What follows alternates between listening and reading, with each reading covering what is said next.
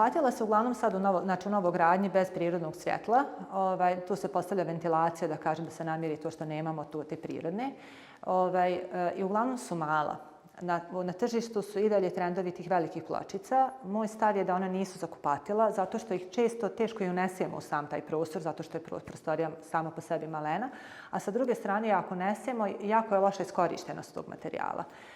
Meni se lično dopada kada keramika ne ide do plafona, nego kada je presječena tu je nekoj visini koja je 1,20 m, 1,5 m. Po meni je taj neki format 120 puta 60 cm idealan, nema previše fuga, jako se dobro uklapa, da kažem, u prostorije i lijepo prati visinu koja nam je potrebna. Možete čak i za mene vidjeti jedan veliki format koji je pločica koja je 1 puta 3 m. One su odlične, ali su više za neke pojedinačne pozicije ili za neke otvorene prostore nego za ta neka mala kupatila. Što se tiče boja u kupatilima, bitno je da posmatramo uvijek šta je na podu, jer pod je najteže održavati. Dobro je da pločica nije jednako jednolična boja, da je malo prošarana, jer će se manje vidjeti kada se isfleka.